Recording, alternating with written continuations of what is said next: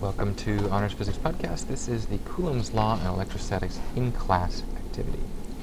Question 1, we have the two spheres. We're looking for the electrostatic force between them, and yes, I do understand that it says balloons here. You can assume that they're either spheres or balloons. Either one. We know that Coulomb's law says that our electric force is equal to K, our Coulomb constant, the Boltzmann constant, times Q1 times Q2 over the distance between them squared. And in fact, in this case, we do have all of those. So our Coulomb constant is 9 times 10 to the 9th. Our Q1 is 5.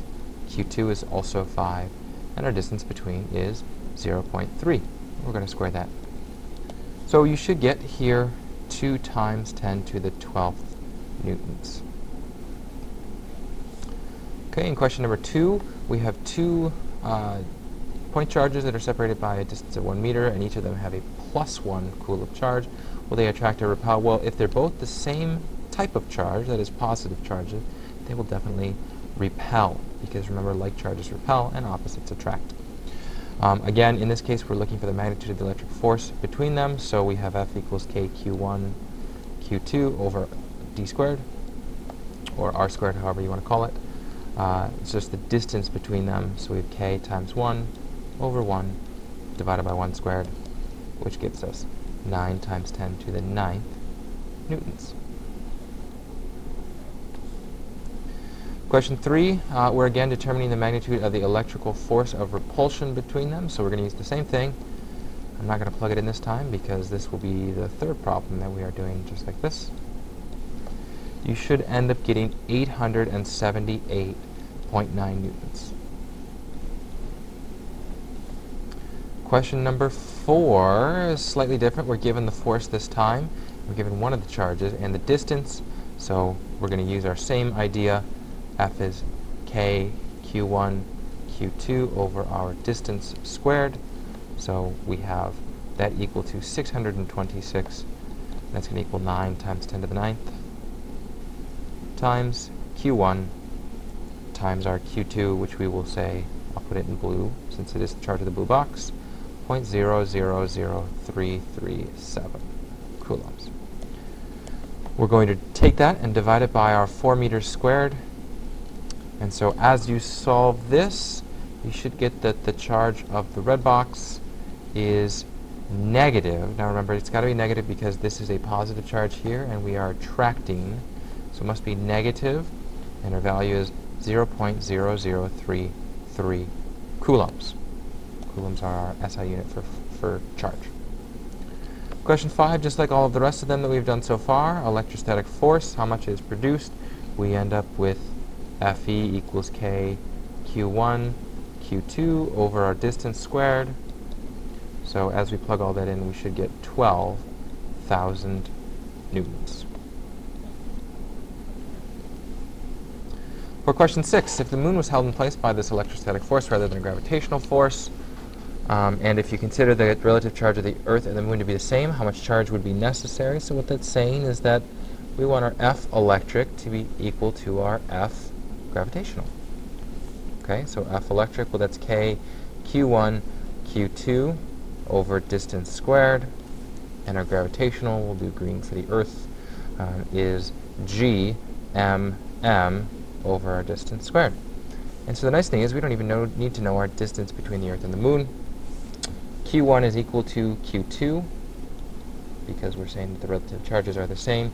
So if you solve this for Q, you end up with the equation Q is equal to the square root of G M M over K. G M M over K.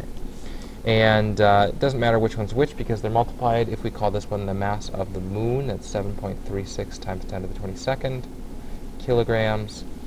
If we call this one here the mass of the Earth, that's 5.98 times 10 to the 24th kilograms. Okay, and as you solve this for Q, you end up with Q equal to 5,711 coulombs. Now that's quite a lot. And we're asked for how many excess elementary charges this is. Well, Q is equal to some number of charges times the charge of each elementary particle. So in this case, it doesn't really matter if it's positive or negative, but we know that 5,711 is our charge. That's going to equal n times the charge of our elementary particles, 1.6 times 10 to the negative 19th. And when you do that, you will end up getting that we need about 3.5 times 10 to the 22nd excess electrons, or elementary particles. So 5,711 coulombs means a very large number of excess electrons. Question 7, again, we're calculating the individual electrostatic forces on each of these charges that are in this coordinate system. If we were to draw this, we would have 3 charges like this. Charge A is here, charge B is here, charge C is here. So charge A has, remember, charge A is positive, charge C is positive, and charge B is negative.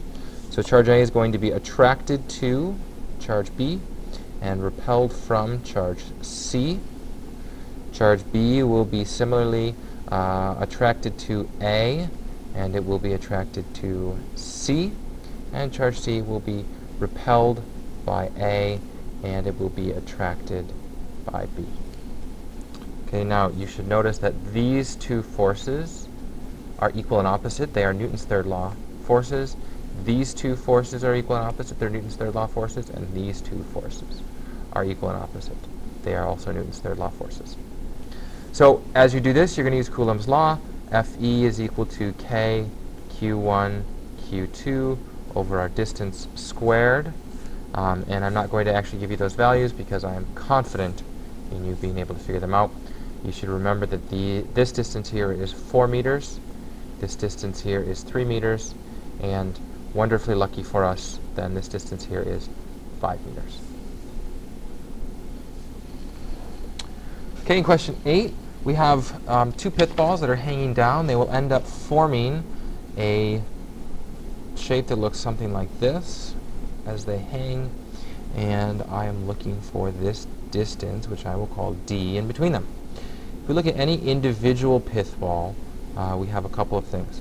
We have our pith ball hanging down like this. Here's our vertical. So this is our angle theta. This right here, that side is D over 2. And here's the length of our string, length L.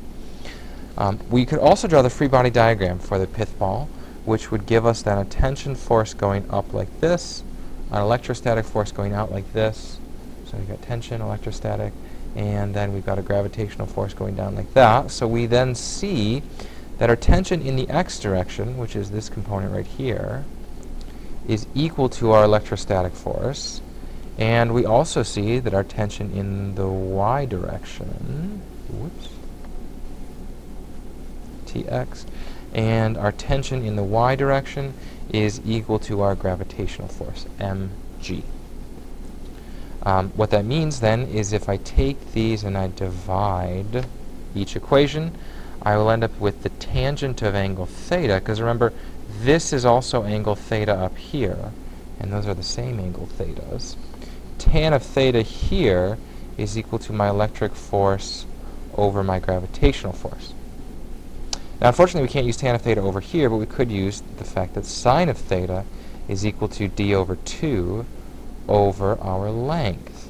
And I said here that we are using sufficiently small angles such that sine of theta equals tan of theta, which equals theta. So in fact, I can set these two things equal to each other, and I end up with d over 2 over L equals my electric force K Q1 Q2, remember those are the same thing, over mg, and then we've got a, we're doing over our distance squared, so it's going to be over d squared.